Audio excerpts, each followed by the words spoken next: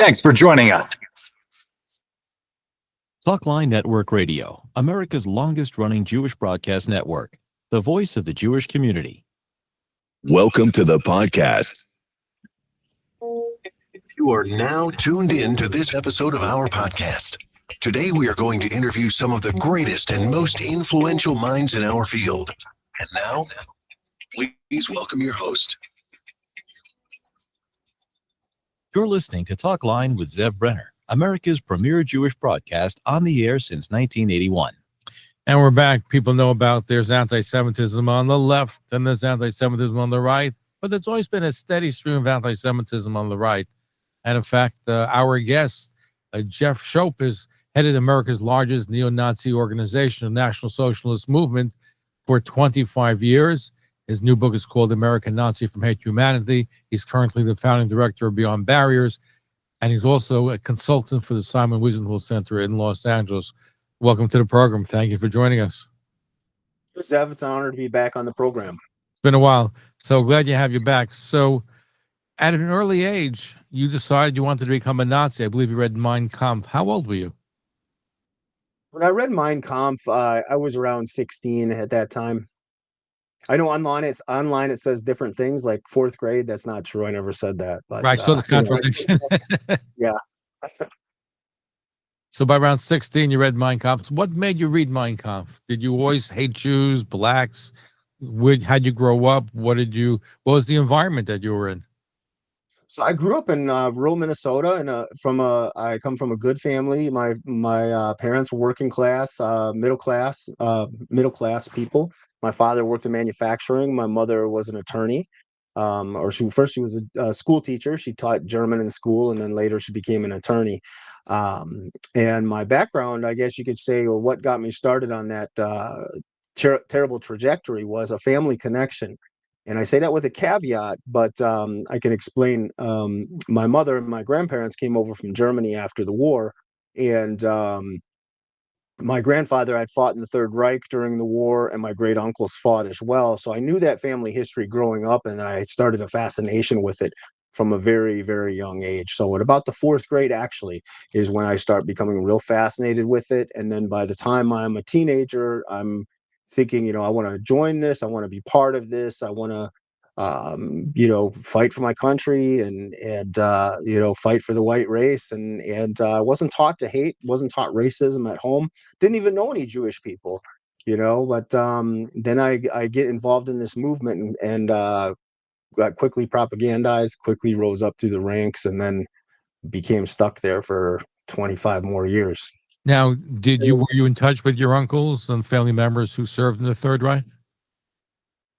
My grandfather was part of our life for a very long time. He did he talk about being part of the German army?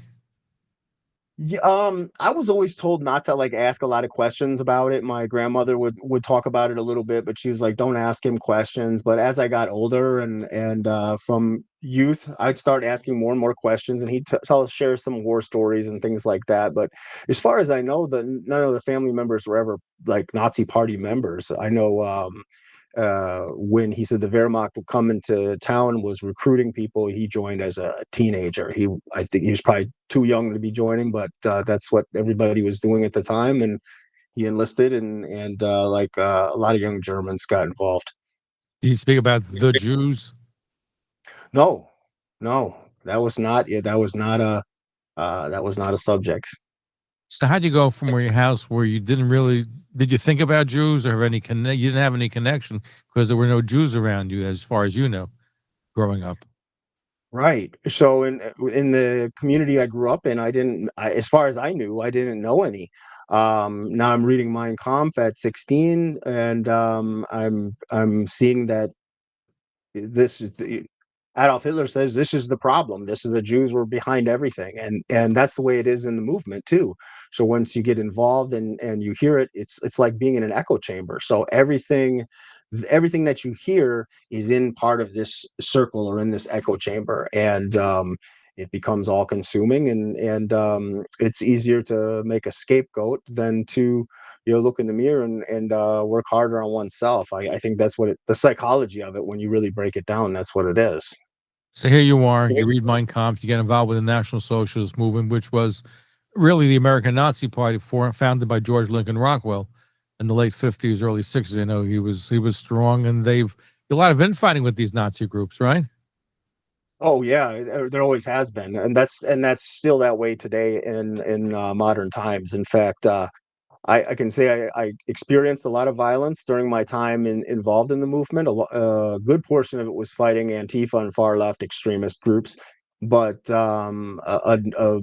even probably a bigger proportion of it was sometimes intergroup fighting within the group or violence with competing organizations sometimes as well. Well, they called you the Hollywood Nazis, right? Some people did, yeah, yeah, because of the uniforms in the earlier years and things of that nature. They were still wearing the uniforms like Rockwell wore and modeled after the old brown shirts up until um, what year? Now, some of these Terrible. and then you changed, to a different. I think under your leadership, you changed from wearing those Nazi outfits to something else. I guess a little bit more contemporary, should I say? Yes, I'm trying to think of the year, and it's been a long day, but I'm thinking it was like 2000. It was in the 2000s, and it's terrible I can't remember the year, but it's kind of irrelevant, I guess. But yeah, I did change the uniforms to a black BDU battle dress uniforms, and went to an all black looks for a more American contemporary look. Now, neo-Nazi groups, some of them were dangerous. You had you had a Jewish broadcaster last night. I think Berg assassinated by a Nazi group. Was your group engaged in violent anti-Semitic activity? Well, Alan Berg was assassinated by somebody from a group called the Order, and so the National Socialist movement, what I was involved in, would be what you'd consider an above-ground organization. So it was supposed to be operating within the laws. It had a board of directors. It was a state nonprofit, believe it or not. There was a lot of it was run in like sort of a paramilitary style. So there was rank structure, things of that nature, and you had to operate inside the law. That doesn't mean everybody that was in the organization was choir boys that were not breaking the law, but at rallies and events and things like that, the law was respected and you had to stay within it. So, but you were arrested. I think the first time was 1998. That wasn't for Nazi activity, but that was for a felony burglary charge, correct? That was aiding and abetting. Yeah. Because I think So you it was helped the mother of your daughter steal $4,000 worth of computer equipment. I was a passenger in a vehicle, and I didn't snitch. So yeah, I was aiding and abetting a burglary. Correct. Did you serve jail time at that particular moment in time? Like a week or 10 days or something, maybe. Were you ever arrested? Long time ago. Long time. As far as your neo-Nazi activities? Was I arrested as far as neo-Nazi activities? Not that I can. No. Uh-huh. So you try to keep, even though you engage in very anti-Semitic rhetoric, but basically you try to keep it from actually doing physical harm that you can get arrested for. That's not coming from a place of you wanted to hurt Jews. that, Didn't you want to hurt Jews? Didn't you want to beat them up and kill them? it's tough. You're asking me to like step back into this time from many 25 years. That was part of you. You read Mein Kampf. You hated Jews. Your literature certainly was talking about the Jews and illegal immigration is by international Jewish conspiracy. The destruction of the race is all due to the Jews. These are all things that were propagated by the National Socialist movement that you headed. It was very vile. Yes, it was very vile, and especially in the earlier years, back in the 90s and early 2000s, some of the rhetoric was just extremely hateful. I want to say, the group had to stay within the laws of the United States, so the group didn't get shut down, and that was the reason. So, but officially, the group would say, hey, we don't want to hurt anybody and all that, but then the rhetoric was saying things about shipping Jews out of the country and all the other races too. So I mean, it was really vile, hateful rhetoric. How large was the NSM under your tutelage? I get asked that question a lot. I never had a handle on the membership because it was fluctuating all the time. It was like a revolving door of people coming and going all the time. So over the years, I know there was thousands of people that were involved, but at any one given time, those numbers could fluctuate. I know there was groups that would monitor extreme far right groups, and they would say, well, the NSM has several hundred members or things like that, but they would have had no way of knowing that because they weren't in the office, seeing the applications that were coming in. So, What did the but as you FBI or any groups infiltrate your group and spy on you from the inside that you know about? Yes.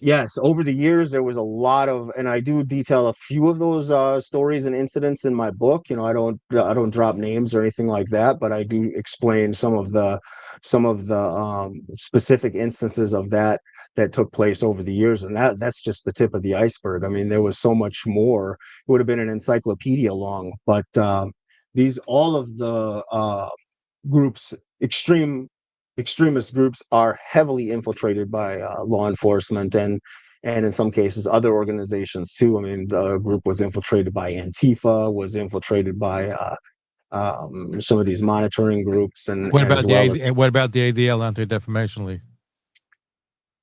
Yes, they do that as well. And I learned the Simon Wiesenthal Center does that as well, because I had met Rick Eaton, the guy that the head of their research department, who is a good friend of mine today.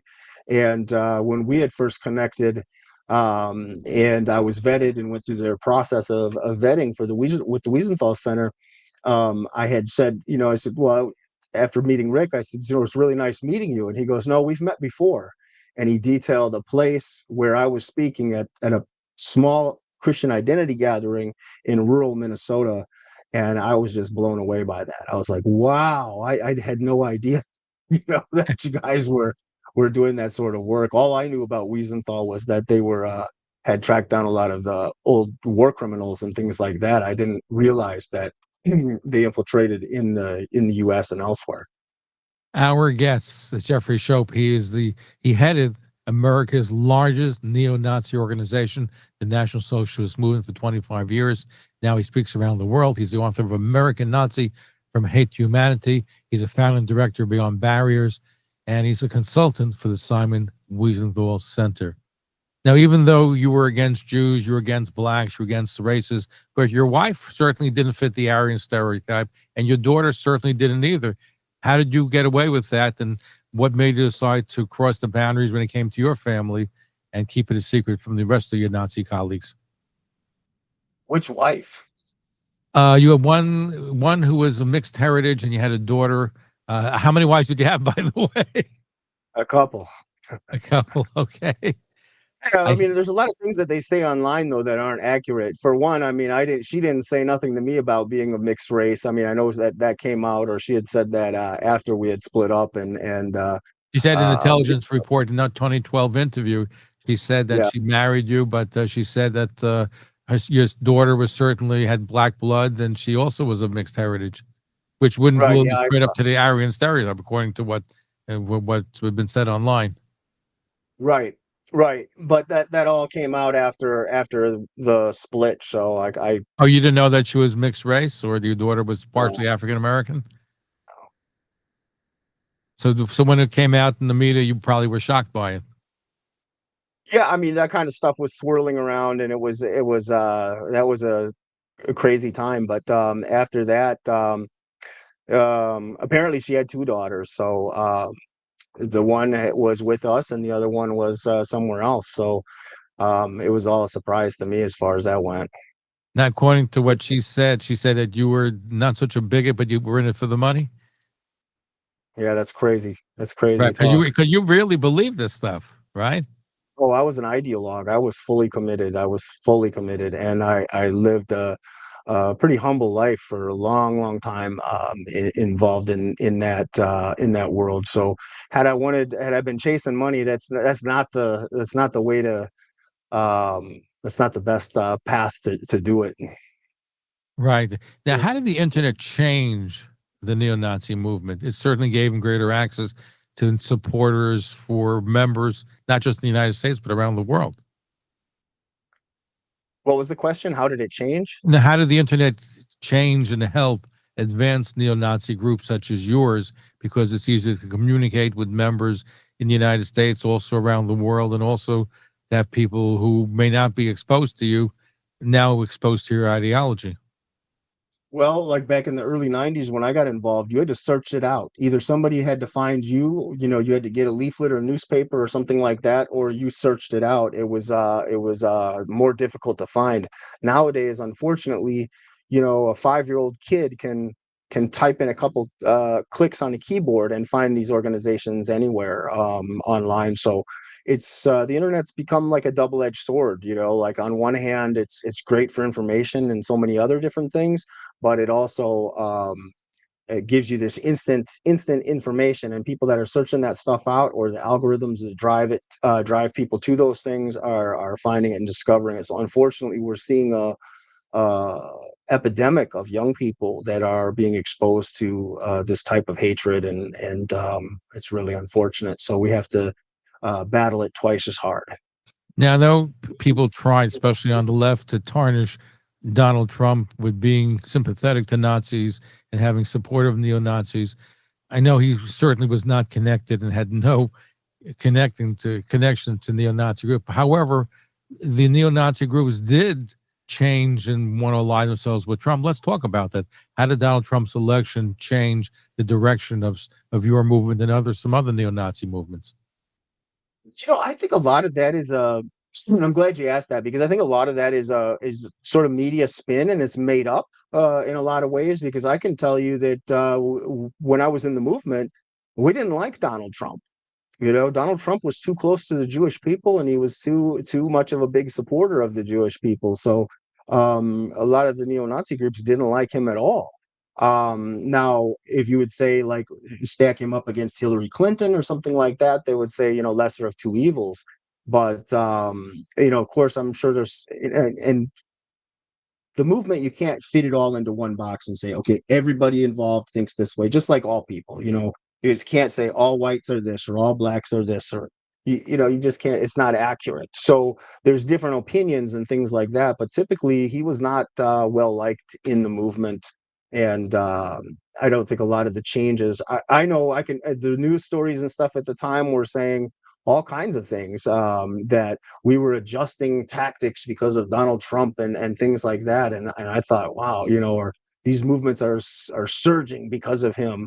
And they did the same thing when Obama got elected. I remember, saying, oh, the media keeps saying our numbers are surging because Obama got elected. Then when Trump was elected, they said our numbers were surging because of Trump. And the fluctuation of new people was kind of up and down. It didn't have a specific. You had a few people that would say, yeah, I'm joining because I don't like that we have a black president. Whereas if they believed in Trump, why would they come to the movement? Because if their guy's already in power, why, what sense does that make? So I think a lot of that is a lot of media spin, and it's just not based in reality, in my opinion.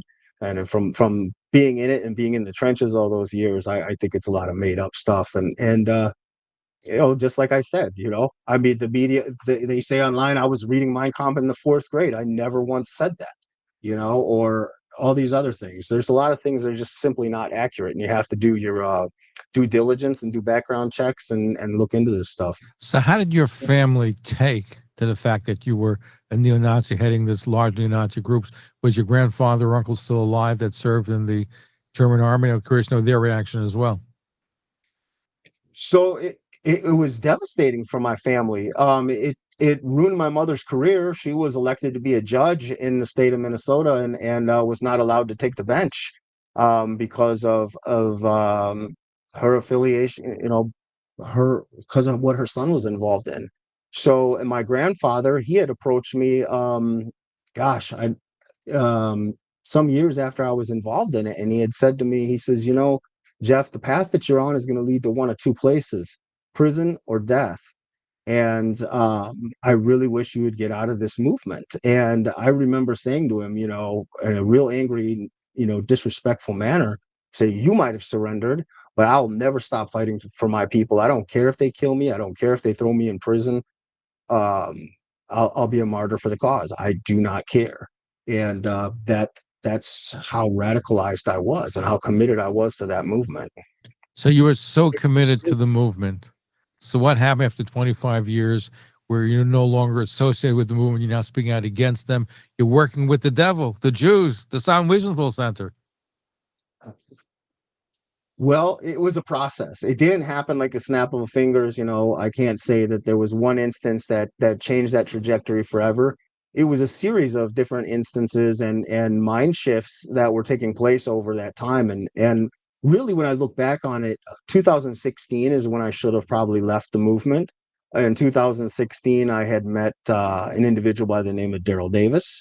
And soon after that, and I can explain who Daryl is, but Daryl's an African-American musician. He played with Chuck Berry, Little Richard, and he is known for getting people out of the Klan and neo-Nazi organizations. So I had agreed to appear in this film. I was in a lot of different films at the time, and I would be in pretty much anything I was asked to be in, except not Jerry Springer, because that was clown show, but just about everything else. Were you invited to the Jerry Springer show? I was a couple of times, but I refused. That was, you guys got to have some kind of standards. Wow, I'm impressed and surprised. It could have been a lot of free publicity for you. It was too grotesque. It was Or maybe too or because Jeffrey Springer was Jewish. No, it didn't have to do with that. I would have still done it, but it was how they operated into it was just too grotesque and exploitive, I think. So that's why I wouldn't do that. But meeting Daryl Davis, and you know, he's somebody that was the so-called enemy, you know, somebody that you wouldn't that I should have. I didn't know I was meeting with Daryl Davis. First of all, I would have done it anyways, but I would have prepared a little bit better. And so when he had come up and introduced himself, you know, we were filming for his film, or a film about his life called Accidental Courtesy. And when he came up and shook my hand, I'm thinking, gosh, I know this guy's face and I know his name from somewhere. Where do I know it from? And I didn't figure it out until after we had sat down and the cameras were rolling, because we were talking and you know, just getting along real well. And then when the cameras are rolling, it clicked. I was like, oh, I know who this guy is. He's the guy that pulls people out of these kind of movements, and we're getting along a little too well. So I need to step it up here, you know? So while we're talking, I pound my fist on the table and I said, Daryl, you know, I'll fight the last bullet for my people. And Daryl didn't really react, you know, he was just like, and carried on the conversation like I wasn't gotten aggressive or anything like that. And but so I was immediately drawn in by that. I was like, what is going on here? Why is this guy not getting angry? Why is he not pushing back like everybody would do in that situation? What's going on here? And by this time, you know, Daryl's saying, can I share with you why I do the work that I do? And I said, yes, of course. And he talked about how racism and hate had affected him as a child growing up, and how he was targeted at a Boy Scout parade and was pelted with rocks by white adults, a small group of, you know, bigots that were there that were throwing rocks at him. And hearing this story, how he had said, you know, like, I don't understand. I'm trying to skip around in the story a little bit here, or speed up the story a little bit. But what had happened is so he made an impression on you, and you decided that you were reconsidering your racist beliefs. Yeah, I didn't believe I was at the time, but it bothered me deeply. You know, like you try to separate yourself from that. You go, okay, well, it wasn't me throwing the rocks, wasn't my organization doing that. But when you start breaking those things down, it's like, this is the ideology. This ideology, even if you separate yourself from it, the ideology drives people to doing that. And I wasn't figuring that out when I was involved. It took time, you know. That was part of the disengagement process, and my journey was backwards. I'm de-radicalizing while I'm still in the last few years, and you were still in the Nazi movement while you were converting or transforming. Yeah. Let me tell our audience, our guest is Jeffrey Schoep, founding director Beyond Barriers. He's a consultant with the Wiesenthal Center, but for 25 years, he headed America's largest neo-Nazi organization, the National Socialist Movement. His new book is called American Nazi: From Hate to Humanity. So how many years were you still in the movement where you were changing, transforming yourself? I would say it was probably those last few years from 2016 and I got out in March of 19. Now, 2016, talk to me about Charlottesville. And there was a court case where you were held liable for $500,000. Did that have any impact in your deciding to leave the movement as well? Oh, actually, that had that sort of had an opposite effect on me, because when I was sued as being an organizer for Charlottesville, And tell us my what happened at Charlottesville, for those that don't know. what happened. Charlottesville was an extremely violent rally, and it was in 2017, and after the rally, there was a young man that had gotten into a car and drove his car through a crowd of people, and a young woman lost her life in that horrible incident. So you were sued and you were held liable for $500,000. The movement was held up for a greater sum. So what is the status of that?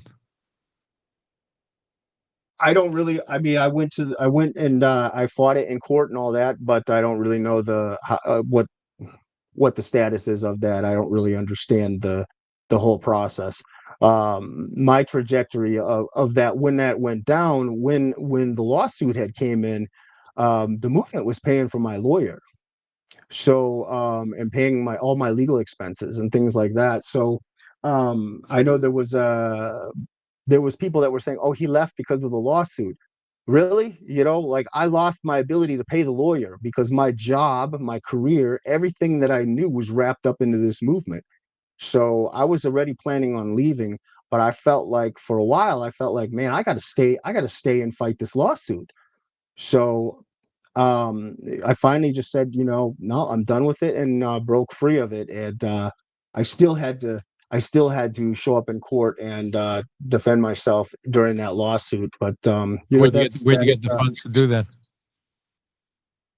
To pay for a I lawyer? tap into my life savings. Wow. Now, who funded 25 years you're at the helm of this neo-Nazi movement? Where did you get the money from to do the activities and run it and pay yourself and whatever staff you might have had? So with the organization that was funded primarily on like dues and donations, and then my business, what I was doing to make a living was running the record label aspect, basically a store for the organization, and yeah, that's how it works. So basically, the organization itself, most of the people that were involved, including myself, were all volunteers, and then I ran the record label. But what kind of budget did you have on a yearly basis? It really varied. Again, I don't know exactly what the budget was. I can tell you that when I was doing the taxes the last year that I was involved, that last year after the Charlottesville law, or the year of the Charlottesville lawsuit, the organization had taken in more funds than it had ever, as far as I could remember, taken in any year before that, and that was Can you give us an largely idea? for legal How much defense. money are we talking about? Would you say came in that year? I don't remember. I just remember Was it saying, like, hundreds of wow, thousands? Was it in the millions? no, no, not that much. But the hundreds of thousands would be fair to say. No, not. It was less than that. But the legal fees must have been astronomical. Yeah. And the organization paid for it, so they had to get money. And you're saying once Charlottesville happened, more people were donating to the Nazi Party. Yeah. And the legal fees, and as long as I was involved, the legal fees were paid after I left. I don't know what they did. I have no idea. Now, how did your coordinates, your staff members, neo-Nazi colleagues, how did they take to the fact that you left the movement and now we're denouncing them? Were there threats against you? Oh yeah. Yeah. I mean, it was, I knew that was coming when I left, but I didn't start speaking out immediately. I left in March of 2019. I started speaking out in like August or September of that year, and that's when the threats came in and stuff, mostly. And a lot of them were like anonymous and came from people outside of the organization. It wasn't so much. There was a couple, I think, from in the organization that made threats, but A lot of them, they don't say, hey, this is so and so, I'm making a threat. They're masking it, so they're sending it like anonymous emails and texts and things of that nature. So yeah, I expected that. I knew that would be coming. So yeah, there's definitely some danger in it. So but doing what was right was more important for me than staying involved, because it would have been easier to stay involved because that's the life I knew, that's the life I'd lived for all that time. um, I could just go through the motions, but my conscience wouldn't allow that. That would make me a liar and a fraud and everything else if I just was going through the motions.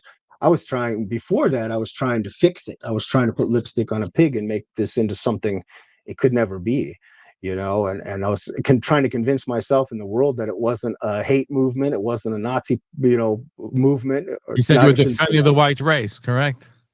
Yeah, I was telling the press, I'm like, this is a white civil rights organization. I look back on it now and go, man, what, are you insane? No, like that's putting lipstick on a pig, and trying to say it's something that it's not. So that's the way I was painting it those last few years, and that was because I was going through my own changes and I was trying to reflect that in the organization. Eventually, I was like, there's no fixing this. You can't fix this. You have to get out, and then you need to speak against it to set things right. Now, you still are an expert, and you still know what's going on in the neo-Nazi movement today. How did the war today? We're seeing a growing anti-Semitism on the right, not just on the left. The Tucker Carlsons, and you have the Candace Owens, and you have the Matt Gaetz and the Marjorie Taylor Greens that are very anti-Israel. Is that fueled the neo-Nazi movement as far as you can tell? There's hatred on the right? Yes, and I mean, you have an intersection of anti-Semitism now, because you have you've since October 7th, you have the popping off of leftist anti-Semitism becoming very prevalent across like college campuses and in the streets and things like that. But the right is also extreme far right is also just as engaged in a lot of different things. They just don't have that all the professors and all these things, so they're not as plugged into civil society um, as a lot of the left-wing anti-Semites are. But it's growing, and it's becoming, now you're seeing a little bit of a schism amongst the mainstream right because of some of these voices that are promoting anti-Semitism, and it's very unfortunate, and it needs to be addressed, and those people that are doing that should be marginalized, I think. Do neo-Nazis look up to Tucker Carlson and people like him? I don't know if I would say they necessarily look up to him or anything like that. I mean, Tucker Carlson was considered part of the like mainstream, and these movements don't really like the mainstream.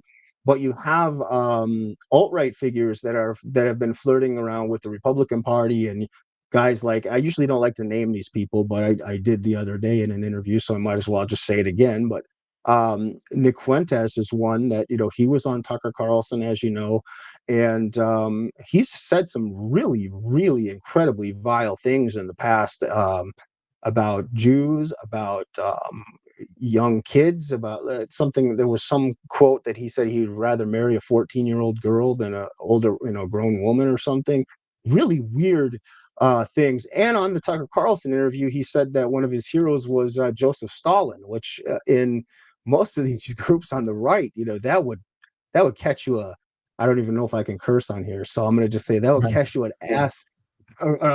Sorry. Right. That would get you beat up. Get you beat up on that.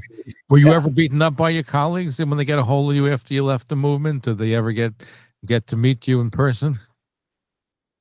Oh, after I left? Yes. It wouldn't be in their best interest. I mean, I'm always prepared for whatever might come down the pike. But I did a lot of fighting when I was involved, and over the years. And I mean, who were you fighting? You were fighting.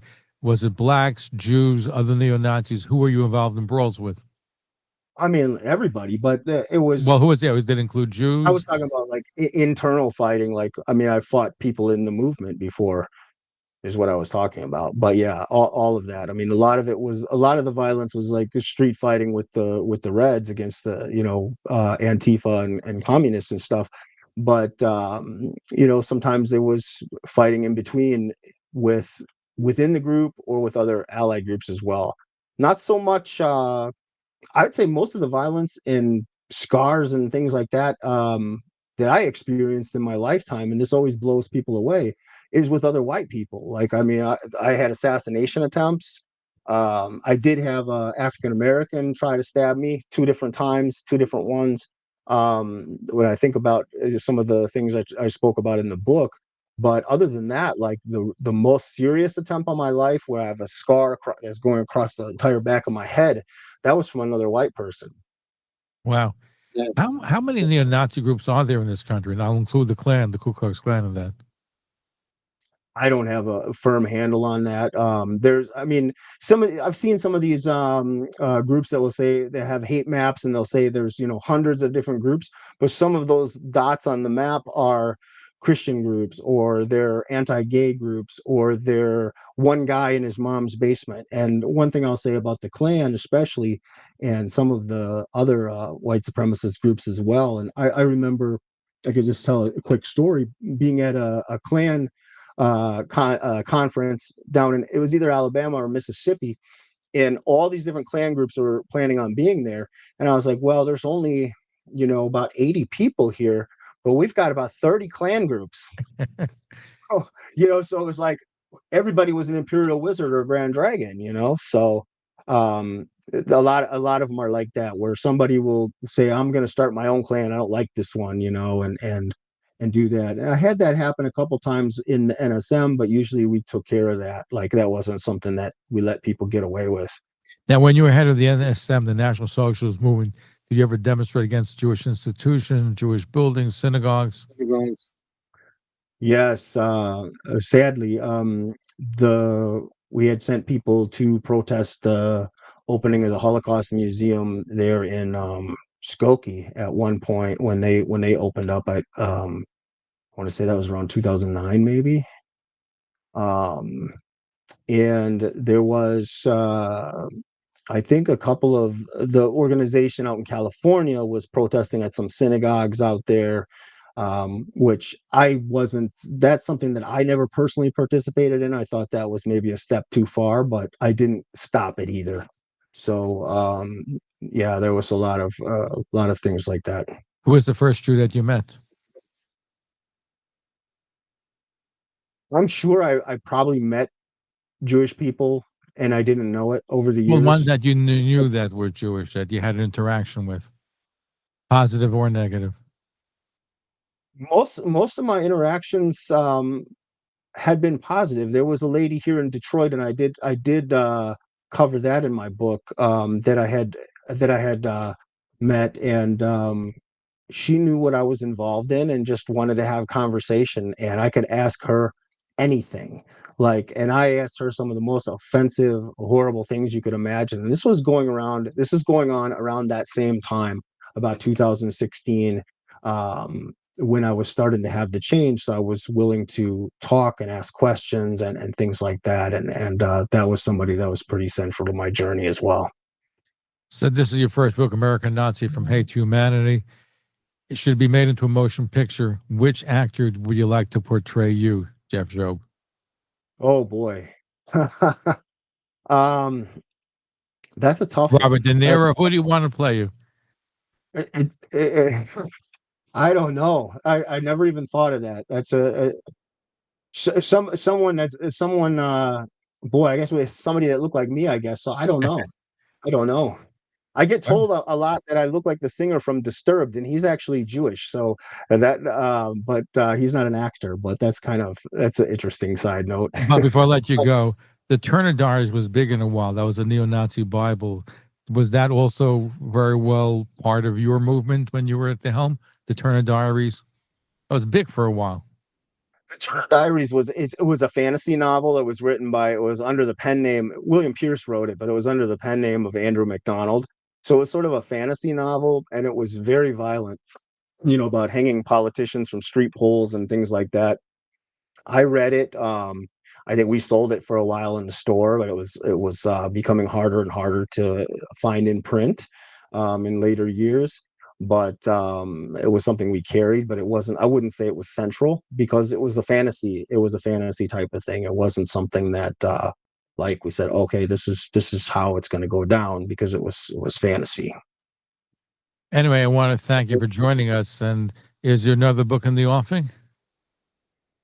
My publisher has been on me already for another book, to get something else out there. I started writing I've written a few chapters about a book that might help people with disengagement and in the process of de-radicalization and disengagement, sort of a manual on that. I don't know if I'm going to go in that direction or if there's going to be a part 2 or a furtherance of American Nazi, which is basically my memoir, because that was cut in half about to scale it down because it was already too long. So I'm not sure yet. That's the long answer to the short question. Well, we look forward to having you back in. I know that you're speaking out to different groups on behalf of the Wiesenthal Center, where you're a consultant. Your group is called Beyond Barriers, and the new book is called American Nazi: From Hate to Humanity, where Jeff Schoep served 25 years as the head of the National Socialist Movement. Thank you for joining us. Look forward to having you back. Thank you. Have a nice evening. Thank you for tuning in to Talkline with Zev Brenner, America's premier Jewish broadcast, the pulse beat of the Jewish community. For continuous Jewish programs, TalklineNetwork.com, or our 24-hour-a-day listen line at 641-741-0389. For past shows, you can find us on iTunes, Spotify, Amazon, YouTube, Instagram, and all major podcast platforms, or jewishpodcast.org. Thanks for listening to the TalklineNetwork.com. Follow us on Facebook, Twitter, and Instagram.